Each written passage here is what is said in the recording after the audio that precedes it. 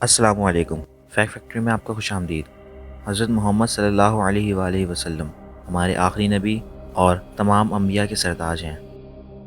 واقعہ معراج ایک ایسا واقعہ ہے جس پہ آج بھی دنیا رشک کرتی ہے، اور صرف دنیا یہ سوچنے میں مجبور ہے کہ آخر یہ ہوا کیسے۔ اگر واقعہ معراج کو مختصراً بیان کیا جائے تو 620 عیسوی میں آپ صلی اللہ علیہ وآلہ وسلم معراج پر تشریف لے گئے۔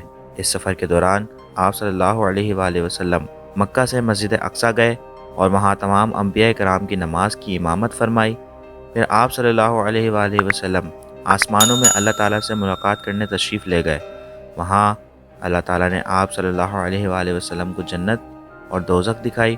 وہاں آپ کی ملاقات مختلف انبیاء کرام سے ہوئی، اور اس سفر میں نماز بھی فرض ہوئی۔ اور یہ سفر صرف چند لمحوں میں ہی مکمل ہو گیا، جس کو آج تک نہ سائنس ثابت کر سکی ہے اور نہ انسانی دماغ۔ لیکن ہمارا ایمان ہے اس چیز پہ کہ اللہ نے اپنے پیارے نبی حضرت محمد مصطفیٰ صلی اللہ علیہ وآلہ وسلم کو اپنی بارگاہ میں بلایا، اور اس کے لیے ایسا کرنا کچھ مشکل نہیں ہے۔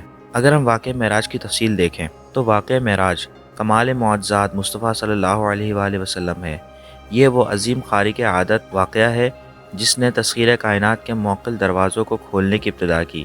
انسان نے اسی کی تحقیق و جستجو میں خلا میں دستک دی اور پیچیدہ راستوں کی تلاش کا فریضہ سر انجام دینا شروع کر دیا، جسے وہ آج تک مکمل نہیں کر سکے۔ رات کے مختصر سے وقفے میں جب اللہ رب العزت نے حضور صلی اللہ علیہ وآلہ وسلم کو مسجد حرام سے نہ صرف مسجد اقصیٰ تک بلکہ کائنات کی آخری وسعتوں کے پار کے مقامات بلند تک لے گیا، اور آپ مدتوں وہاں قیام کے بعد اس قلیل مدتی زمین سماعت میں اس زمین پر دوبارہ جلوہ افروز بھی ہو گئے، اور یہ صرف چند لمحوں میں ہوا۔ قرآن کریم میں سورہ بنی اسرائیل کی پہلی آیات میں ارشاد خداوندی ہے، وہ ذات پاک ہے جو ایک رات اپنے بندے کو مسجد الحرام یعنی خانہ کعبہ سے مسجد الاقصیٰ یعنی بیت المقدس تک، جس کے ارد گرد ہم نے برکتیں رکھی ہیں، لے گیا تاکہ ہم اسے اپنی قدرت کی نشانیاں دکھائیں۔ بے شک وہ سننے والا اور دیکھنے والا ہے۔ رجب کی 27ویں شب کو اللہ کے پیارے نبی حضرت محمد مصطفیٰ صلی اللہ علیہ وآلہ وسلم کو معراج کا شرف عطا کیا گیا۔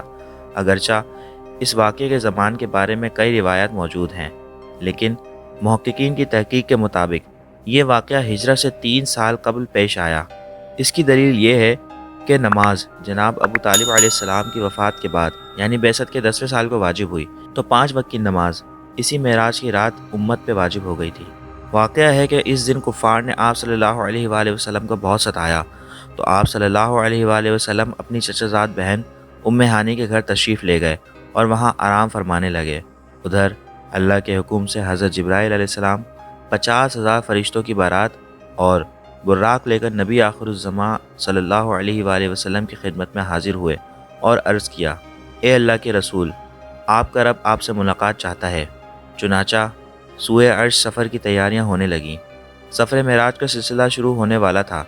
نبی رحمت صلی اللہ علیہ وآلہ وسلم کی بارگاہ میں براق حاضر کیا گیا، جس پر حضور صلی اللہ علیہ وآلہ وسلم کو سوار ہونا تھا، مگر اللہ کے پیارے نبی صلی اللہ علیہ وسلم نے کچھ فکر ظاہر کی، جس پر جبرائیل امین نے آپ سے دریافت کیا، تو آپ صلی اللہ علیہ وآلہ وسلم نے فرمایا، مجھ پر تو اللہ رب العزت کی بے حساب نوازشات ہیں، مگر روز قیامت میری امت کا کیا ہوگا؟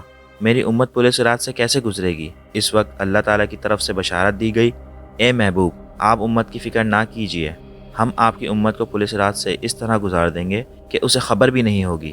اس واضح بشارت کے بعد سرکار دو عالم براق پر سوار ہو گئے۔ جبرائیل امین نے رکاب تھامی، میکائیل علیہ السلام نے لگام پکڑی، اسرافیل علیہ السلام نے زین سنبھالی، جس کے ساتھ 50,000 فرشتوں کے سلام کی صدا سے آسمان گونج اٹھے۔ حدیث میں آیا ہے، براق کی تیز رفتاری کا یہ عالم تھا کہ جہاں تک نظر کی حد تھی وہاں وہ قدم رکھتا تھا۔ براق کا سفر اس قدر تیزی کے ساتھ ہوا جس تک انسان کی عقل پہنچ نہیں سکتی۔ ایسا لگتا تھا کہ ہر طرف موسم بہار آ گیا ہے، چاروں طرف نور ہی نور پھیلتا چلا گیا ہے۔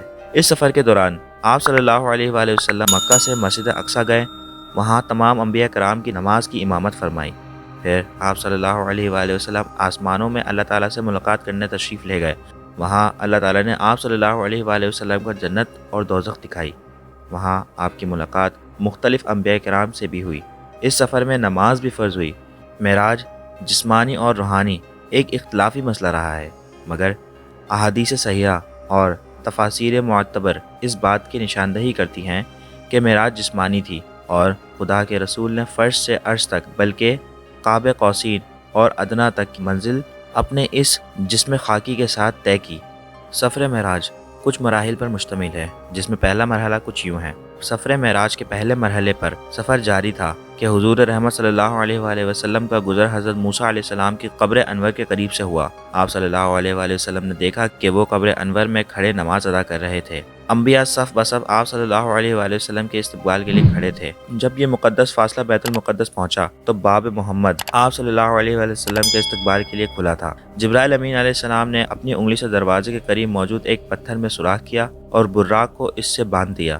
پھر آپ صلی اللہ علیہ وآلہ وسلم بیت المقدس میں داخل ہوئے تو تمام انبیاء کرام علیہ السلام آپ صلی اللہ علیہ وآلہ وسلم کی تعظیم، اکرام اور احترام میں منتظر تھے۔ انہیں حضور صلی اللہ علیہ وآلہ وسلم کی امامت میں نماز پڑھنے کا شرف حاصل ہوا۔ دوسرے مرحلے میں انبیاء حضور صلی اللہ علیہ وآلہ وسلم کی اقتداء میں نماز ادا کر کے جب ادب و احترام مصطفیٰ صلی اللہ علیہ وسلم سے مشرف ہو چکے تو آسمانی سفر کا آغاز ہوا، اس لیے کہ ہر زمینی عظمت حضور صلی اللہ علیہ وآلہ وسلم کے قدموں کا بوسہ لے چکی تھی۔ پہلے آسمان پر پہنچ کر آسمان کے دروازے پر دستک دی گئی۔ آواز آئی، کون ہے؟ جبرائیل امین نے جواب دیا، میں جبرائیل ہوں۔ آواز آئی، آپ کے ساتھ کون ہے؟ جواب دیا، یہ محمد مصطفیٰ صلی اللہ علیہ وآلہ وسلم ہے۔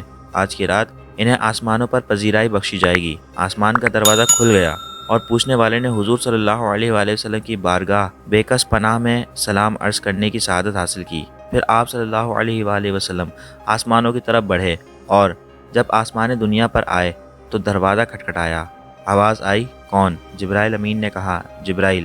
پھر کہا گیا، آپ کے ساتھ کون ہے؟ انہوں نے کہا، محمد صلی اللہ علیہ وآلہ وسلم۔ پھر پوچھا گیا، کیا انہیں بلایا گیا ہے؟ جبرائیل نے کہا، ہاں۔ آواز آئی، خوش آمدید، کتنا اچھا آنے والا آیا ہے۔ یہ احادیث کے وہ الفاظ ہیں جو حضور صلی اللہ علیہ وآلہ وسلم نے ادا کیے۔ رحمت عالم صلی اللہ علیہ وآلہ وسلم کی ملاقات حضرت آدم علیہ السلام سے ہوئی۔ حضرت آدم علیہ السلام کو بتایا گیا کہ یہ آپ کے جلیل القدر فرزند ہیں، خاتم المرسلین ہیں، یہی حضرت محمد مصطفیٰ صلی اللہ علیہ وآلہ وسلم ہیں۔ آقا دو جہاں صلی اللہ علیہ وآلہ وسلم نے دادا جان کہہ کر حضرت آدم علیہ السلام کی بارگاہ میں سلام ارشاد فرمایا۔ حضرت آدم علیہ السلام نے سلام کا جواب بھی عرض کیا اور اپنے عظیم فرزند کو دعاؤں سے بھی نوازا۔ اس کے بعد مہمان عرش حضور صلی اللہ علیہ وآلہ وسلم کو دوسرے آسمان کی طرف اٹھایا گیا۔ پہلے آسمان کی طرح بواب نے دوسرے آسمان کا بھی دروازہ کھولا۔ یہاں حضور صلی اللہ علیہ وآلہ وسلم کی سیدنا عیسیٰ علیہ السلام اور یحییٰ علیہ السلام سے ملاقات ہوئی۔ اس یادگار ملاقات اور آسمان کے ملکوتی مشاہدات کے بعد آپ صلی اللہ علیہ وآلہ وسلم کو تیسرے آسمان کی طرف اٹھایا گیا۔ تیسرے آسمان پر حضور صلی اللہ علیہ وآلہ وسلم کی ملاقات سیدنا یوسف علیہ السلام سے کرائی گئی۔ تیسرے آسمان کے نورانی مشاہدے کے بعد حضور صلی اللہ علیہ وآلہ وسلم کو چوتھے آسمان پر پہنچایا گیا۔ چوتھے آسمان پر تاجدار کائنات صلی اللہ علیہ وآلہ وسلم کی ملاقات حضرت ادریس علیہ السلام سے کرائی گئی۔ اس طرح حضور صلی اللہ علیہ وآلہ وسلم سفر معراج طے کرتے ہوئے پانچویں آسمان پر پہنچے تو وہاں حضرت ہارون علیہ السلام سے ملاقات ہوئی۔ چھٹے آسمان پر حضور صلی اللہ علیہ وآلہ وسلم کی ملاقات موسیٰ علیہ السلام سے ہوئی۔ حضرت موسیٰ علیہ السلام کی آنکھیں اشک بار ہو گئیں۔ حضور صلی اللہ علیہ وآلہ وسلم کی عظمت و رفت کو دیکھ کر رشک کے آنسو چھلک پڑے۔ آپ کی زبان اقدس سے بے اختیار نکلا کہ یہ وہ برگزیدہ رسول ہیں جن کی امت کو میری امت پر شرف عطا کیا گیا ہے۔ میری امت پر جسے بزرگی عطا ہوئی ہے، یہ وہی رسول برحق ہیں جن کی امت کو میری امت کے مقابلے میں کثرت کے ساتھ جنت میں داخل کیا جائے گا۔ حضور رحمت صلی اللہ علیہ وآلہ وسلم کی ملاقات ساتویں آسمان پر حضرت ابراہیم علیہ السلام سے ہوئی۔ اس کے بعد حضرت محمد مصطفیٰ صلی اللہ علیہ وآلہ وسلم جو تخلیق میں واحد ہستی ہیں، جبرائیل امین علیہ السلام کے ساتھ سدرۃ المنتہا تک سفر کیا اور اس مقام پر اللہ تعالیٰ نے انسانوں کو 5 نماز کا تحفہ عنایت کیا۔ اس واقعے کے بعد کفار کا رد عمل حضور صلی اللہ علیہ وسلم کے خلاف بہت آیا۔ معراج کا واقعہ جس رات پیش آیا، اس رات رسول صلی اللہ علیہ وآلہ وسلم اپنے چچا زاد بہن ام ہانی کے گھر مقیم تھے۔ آپ نے یہ بات لوگوں کو بتائی تو سب نے اسے ہلکا لیا اور مشرکین طعنہ دینے لگے کہ رسول اللہ راتوں رات آسمان گئے ہیں۔ سب نے تردید کی، پر جب لوگوں نے حضرت ابو بکر رضی اللہ تعالیٰ عنہ کو اس واقعے کے متعلق آگاہ کیا تو ابو بکر نے فوراً تصدیق کرتے ہوئے کہا، کیا یہ بات رسول اللہ نے بتائی ہے؟ لوگوں نے کہا، ہاں بالکل۔ ابو بکر نے کہا، رسول اللہ نے بتائی ہے تو پھر سچ ہے۔ حضرت ابو بکر کی اس بات نے رسول اللہ صلی اللہ علیہ وآلہ وسلم کو بہت متاثر کیا اور آپ صلی اللہ علیہ وآلہ وسلم نے حضرت ابو بکر کو صدیق کا لقب دیا۔ مکہ کا ایک شخص جو شام اور فلسطین زیادہ سفر کیا کرتا تھا، آیا اور بولا، اگر آپ واقعی راتوں رات مسجد اقصی اور پھر آسمانوں میں گئے ہیں تو مجھے مسجد اقصی کا پتہ ہے، میں آپ سے سوالات پوچھتا ہوں، آپ جواب دیں۔ پھر اس شخص نے رسول اللہ صلی اللہ علیہ وآلہ وسلم سے مسجد اقصی اور اس کے خد و خال کے متعلق بے شمار سوالات کیے، اور رسول اللہ صلی اللہ علیہ وآلہ وسلم نے سب کے ٹھیک ٹھیک جوابات دیے۔ اس شخص نے رسول اللہ کے تمام جوابات کو درست قرار دیا۔ اسی طرح حضرت عیسیٰ علیہ السلام کا جسمانی رفع ثابت کرنے کے لیے یہ دلیل دی جاتی ہے کہ نبی اکرم صلی اللہ علیہ وآلہ وسلم بھی جسمانی طور پر معراج تشریف لے گئے تھے، چنانچہ کسی انسان کا جسم سمیت آسمان پر جانا ممکن ہے۔ رسول اللہ صلی اللہ علیہ وآلہ وسلم نے اللہ سے پردے میں بات کرنے کا شرف حاصل کیا، جو اور کسی کو حاصل نہیں ہوا۔ کائنات کی اس افضل ترین رات میں اللہ تعالیٰ نے حضرت محمد مصطفیٰ صلی اللہ علیہ وآلہ وسلم کو 50 نمازیں بطور تحفہ دیں، جن کی تعداد بعد میں کم کر کے 5 کر دی گئیں۔